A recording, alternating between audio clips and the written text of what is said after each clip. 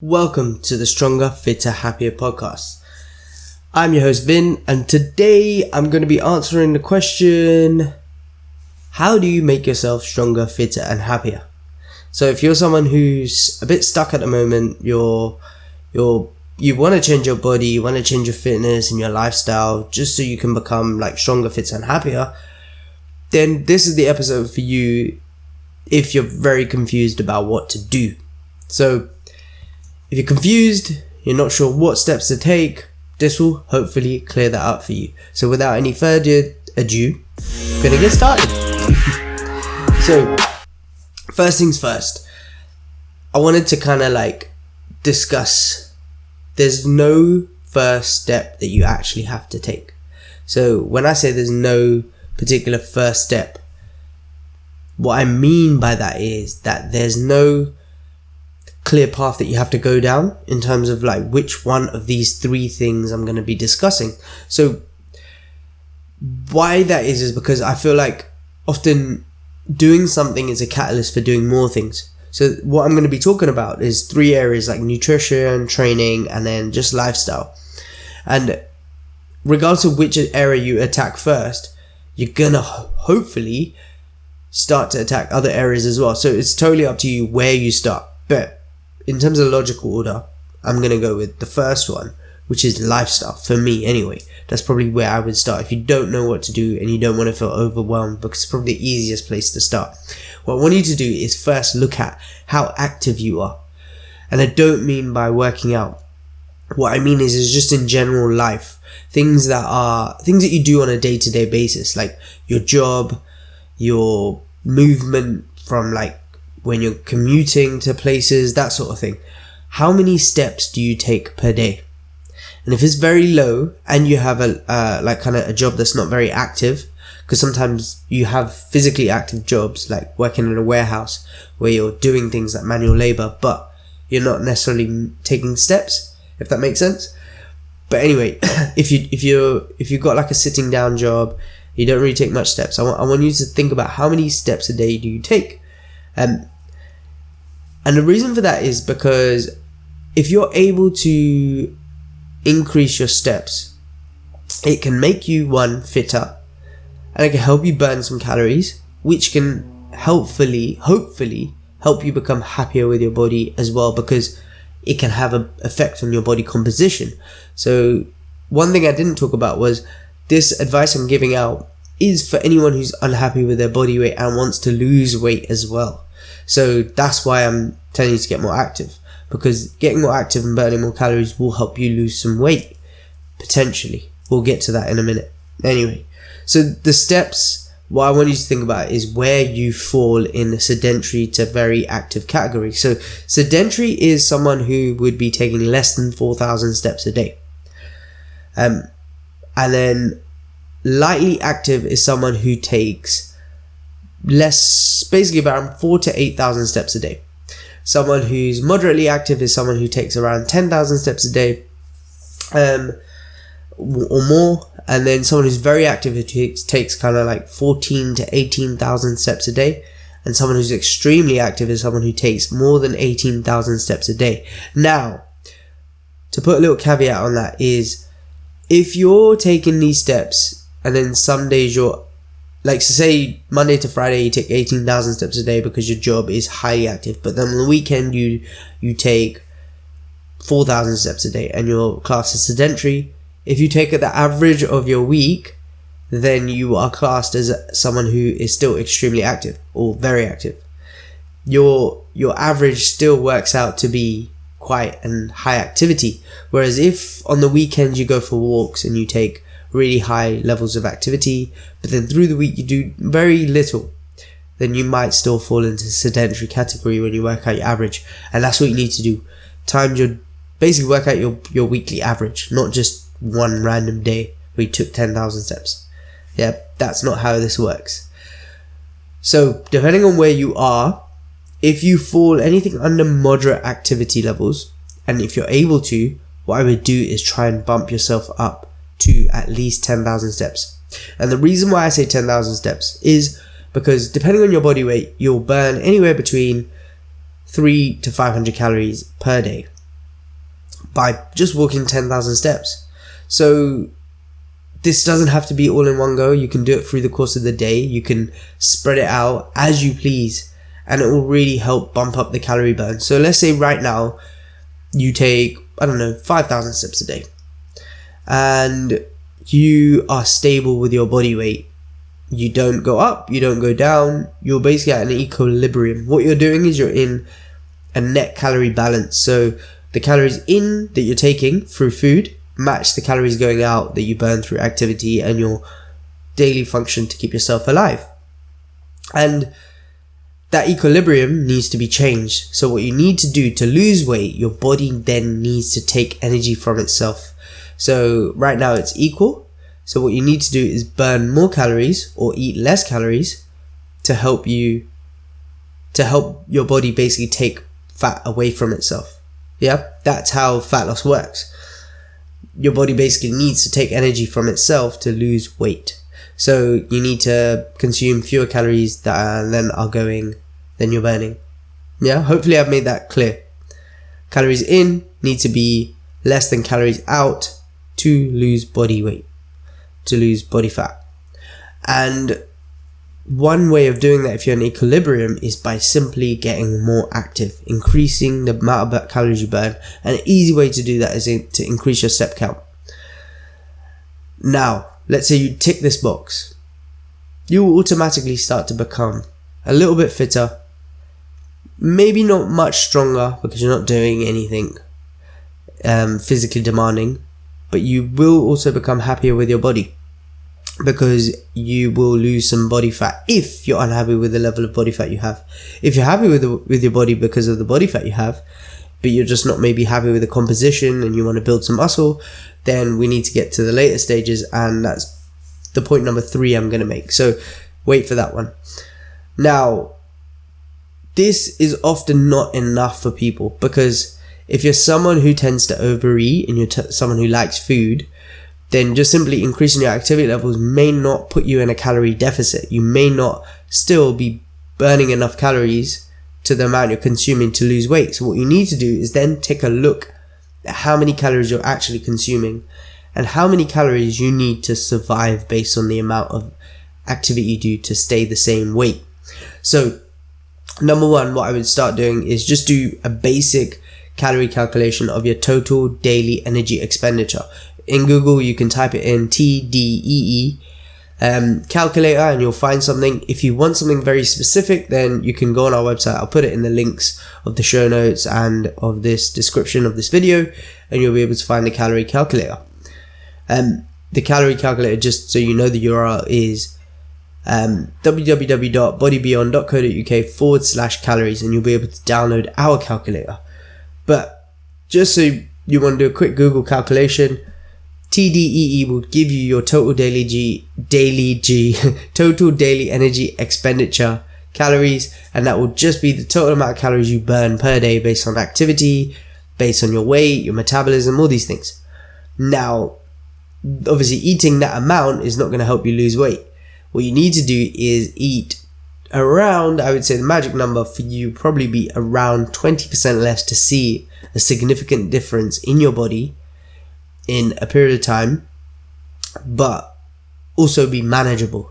Like, you can drop obviously your calories by 50%, but that's not very manageable because you're going to be hungry, you're going to see negative effects to your energy, that sort of thing.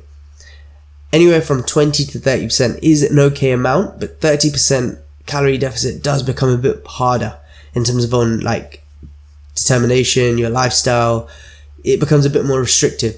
Results are faster and they're safe at that level, but it just causes a bit more restriction. So if you're someone who's new to this and you're just starting off, I would recommend maybe a 20% calorie deficit. Now, the way you work out whether you're actually eating the right amount of calories and if you're in a deficit or not is by tracking your calorie intake. And an easy way to do that is like an app like MyFitnessPal. And then you simply track your food, what is going in. So you put into the app what you're eating, the amounts, the weights, you can scan barcodes, that sort of thing. I won't go into too much detail on this because I'm trying to keep it very kind of broad and generic advice and not too detailed, but you can leave me questions if you have any questions. or you can send them in via email at podcast@bodybeyond.co.uk, and I'll be happy to answer anything that you need extra help with.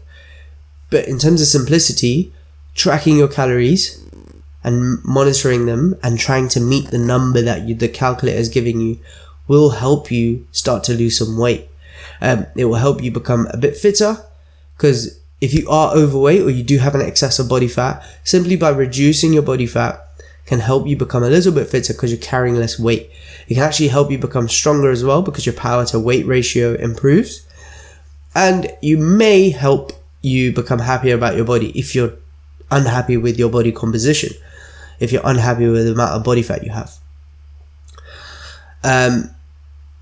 I'm purposely trying to be very politically correct here, because when I say I put an asterisk to that. Basically, what I mean is, simply by losing weight doesn't mean you're going to be happy with your body. We did a whole podcast on this, so if you want to listen to that one, go and check that out.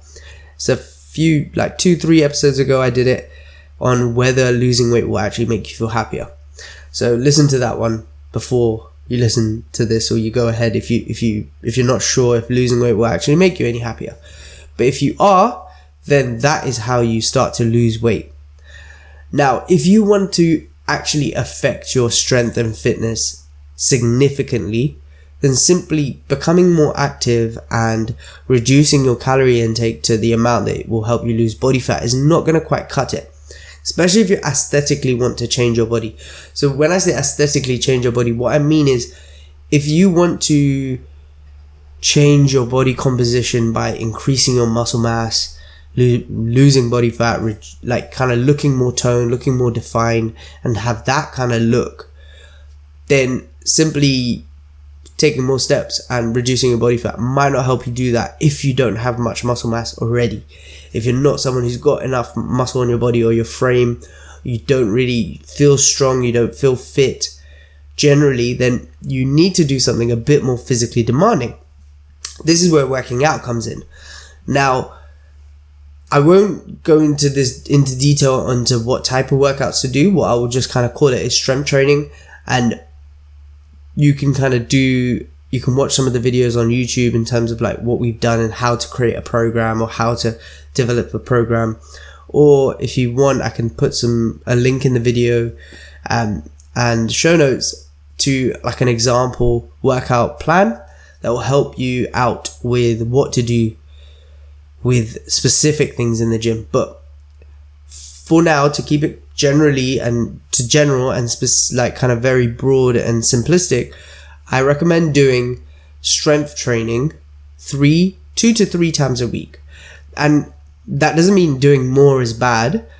You can do more. It will have like a greater effect on your body, obviously, if you're doing more to a certain degree, if you're doing more and resting enough. But 2 to 3 times if you're a beginner, you're just kind of coming into this and it's something very new to you, is a great place to start. It will have an impact on your body. You can always add more when you're getting better and you find yourself getting fitter. And also, it's not overwhelming. An overwhelming target is something that's definitely achievable. So doing strength training like for, let's say, 45 to 60 minutes a day, 2 to 3 times a week, every time you do it. So when I say 45 to 60 minutes, I don't mean 7 days a week. I mean every time you do work out. So 2 to 3 45 to 60 minute workouts in a week is what I would recommend. And the type of workouts you want to do are going to be moderately difficult. So what I mean by that is, on a scale of 1 to 10, 10 being the hardest you've ever trained, 1 being laying down on the sofa doing nothing, I want you to feel like you're working out at around a 7 for most workouts. Now you can push yourself a bit more, but if you're feeling like a 10 every single workout, what you'll probably find is that you're training a bit too hard. You're not going to make the improvements to your body that you want. You might at the start, but eventually you will burn out. 7 is a better kind of number to be working out at for long-term, like longevity. You want to feel like you're improving immediately. You want to see yourself improving week to week, from workout to workout across the board.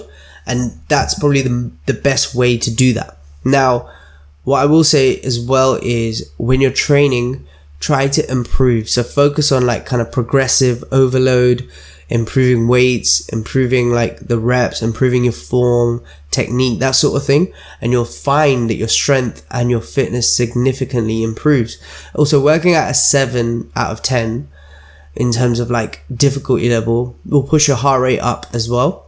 So without doing specific cardio, what you can do is improve your fitness levels as well.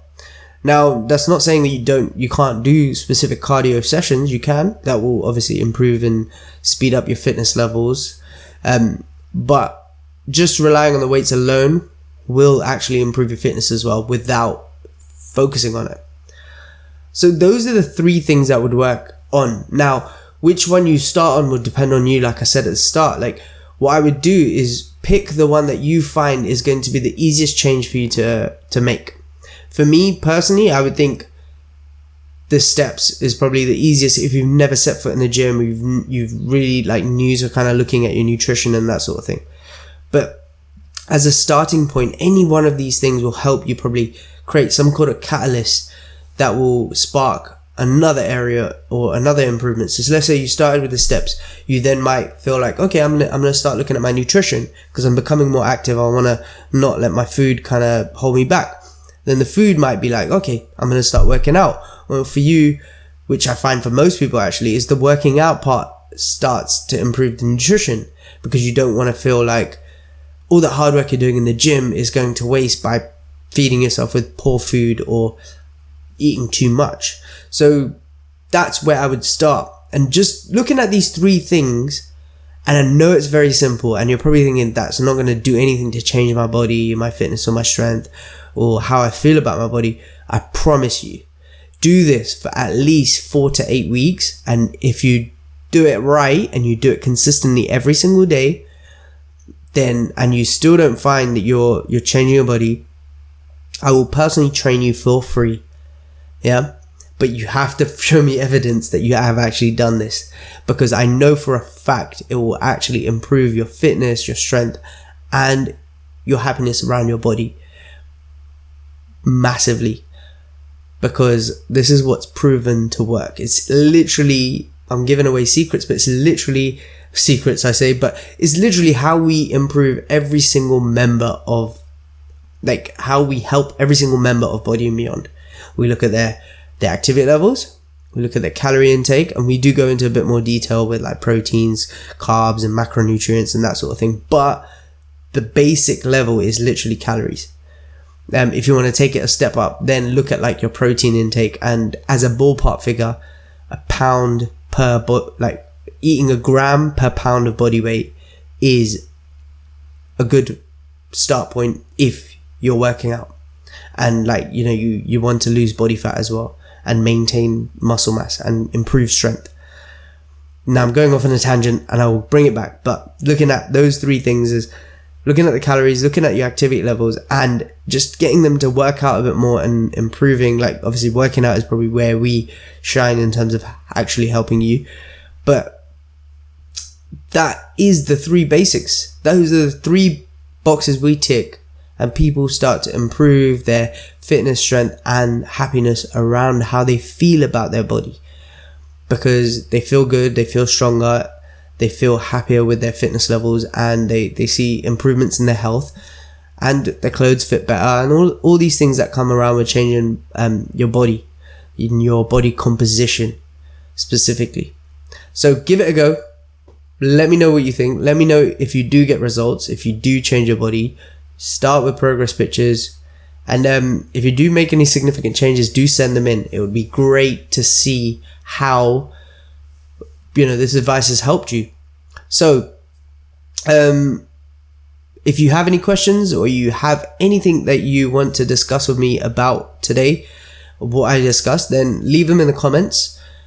Or if you'd like rather they be anonymous, then send them at podcast@bodybeyond.co.uk. I hope you found that useful. I hope it was enjoyable as well and not just boring to listen to. And I will catch you on the next episode. So over and out. Take care.